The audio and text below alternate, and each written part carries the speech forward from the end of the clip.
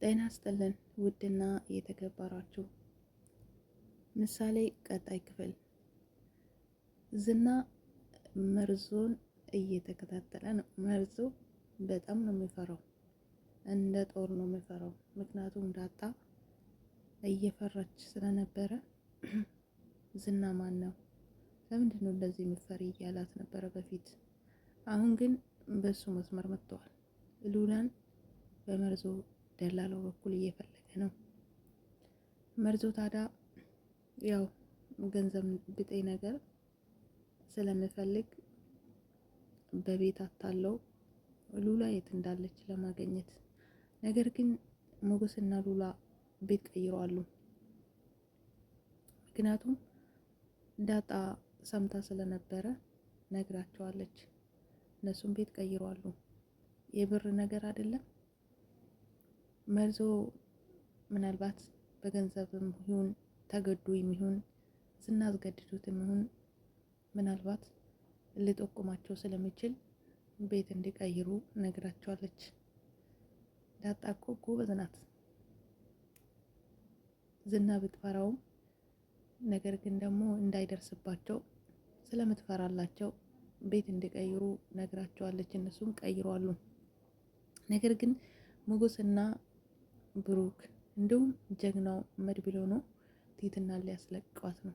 ቲትና መቼው መከራው የሚበቃ ቲትና። ዝና ግን ያስደሰተኝ ነገር ቢኖር እስከ ዛሬ ድረስ ከኔ ጋር ወይንም ደግሞ ባዶ ክፍል ዘግቶ ቢያስቀምጠኝም ደፍሮኛ አያውቅም፣ አስፈራርቶኛ አያውቅም። አንተ ግን ዛሬ መጥተህ ዛሬ ስታሰቃየኝ ዋልክ ብላ ጠበቃውን በጣም ተናዳበታለች። ቲትና ታዲያ ዝና ስመጣ ለዝና እናገራለሁ በማለት ደላላው ጠበቃ ግን ፊቱ ራሱ የዚህ ሰው ይመስላል። ግን የጥሩዎች ጠበቃዎችን ስም አላጠፋም ብላችሁ ታስባላችሁ? የጠበቃ ወይ ጉድ! ልክ ለዚህ ነገር የተፈጠረ ነው የሚመስለው። አነጋገሩ፣ አስተያየቱ፣ ሁሉ ነገሩ። አይቲትና እንደ ዶሮ ጮህልኝ አለችው። በሳቅ ነው የገደለችኝ። ታዲያ እሱ መስመስሎ ጮህላት። ለማንኛውም ዝና በፊትም ሉላንም እንደዚህ አስፈራርታት ልትደፍራት ስለነበረ እሷ ደግሞ ፖሊስ ጠርታ እንድትያዝ አደረገች። ሉላ ላይ የፈጸምካትን ነገር መቼም ቢሆን አረሳለን ብሎታል። አይ እኔ በፍጹም እንደዚህ አላደረኩም። ሉላ መታ በአካል ትመስክርብኝ ብሏል። አይዞ ጠብቅ፣ ትመጣለች። የመጣች ቀን ትዋረዳታለች ብሎታል። ያው ሉላ መቼም አሁን አትመጣም ብሎ ስላሰበ ነው። ምናልባት አንድ ቀን በግድ የሚሆን ወይ ደግሞ በሰላም መንገድ የሚሆን ምናልባት ሊገናኙ ይችላሉ። ያኔ ደግሞ ያፍርበታል። ግን የደላላው ሚስት የጠበቃው ሚስት እውነት እንደዚህ አይነት ሰውዬ እንዴት አድርጋ ሁለት ልጆች ወይንም ደግሞ ልጆች አሉት ልጆች ወልዳ እዚህ አብራ እንደደረሰች። ምክንያቱም በጣም በቃ ሴቶችን ካየ ሌላ ስራ ራሱ ያለ አይመስልም ሰውዬ ደላላው። ጠበቃው ደላላና ጠበቃው ይመሳሰላሉ። ለማንኛውም እንግዲህ ከዝና ጋር ለመስራትም ተስማምተዋል። ጠበቃው ለወደፊት እሱ ጋር ለመስራት ግን ደግሞ ዝና የሚያስቀጥለው አይመስለኝም።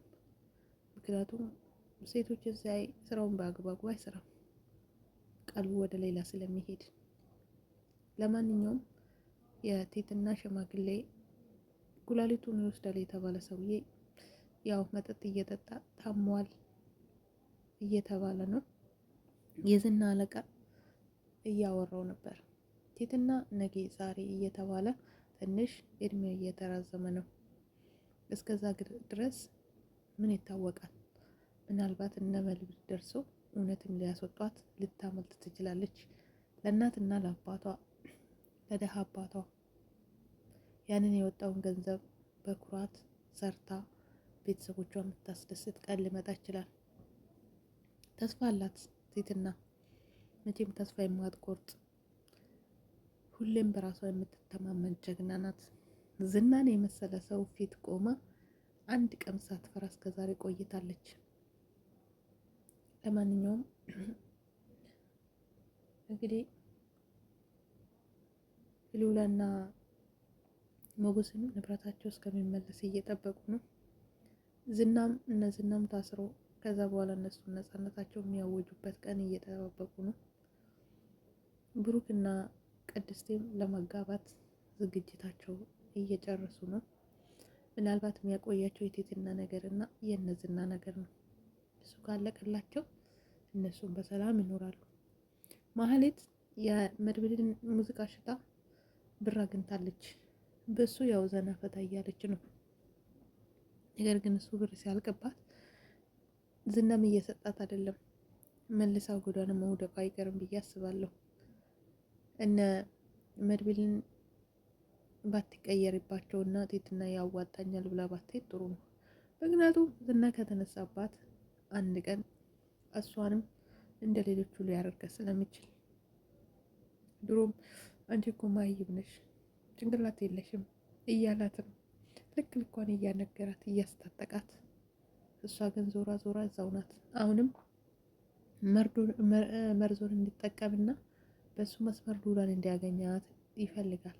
መርዞ ደግሞ እኔ አዲስ አፍቃሪ ነኝ እባክሽን ልኖርበት እያለ ነው። ምናልባት ደግሞ እህቷንና እፍራታንና መርዞን አንድ ላይ ደግሞ ጠላት እንዳትሆንባቸው። ምናልባት መርዞ ለእፍራታ ጥሩ ነገር እያደረገላት ነው የነገውን በማሰብ። ስለዚህ የጠላት እንዳትሆንባት ተመልሶ ዝና ህይወታቸው ከውስጥ ከገባ የእፍራታና ምናልባት አንድ ላይ ከሆኑ ህይወታቸው ሊበላሽ ስለሚችል፣ ነገር ግን እፍራታ ቤት ቀይራለሁ ቤት ፈልግልኝ በይው እያለች ነው። ምናልባት ትቀይር ይሁን ማህሌት ብቻውን መኖር ትጀምር ይሁን ወይስ እንግዲህ ዝና ሉላን ያገኛታል? መርዞስ ምን አይነት መልስ ይሰጠዋል?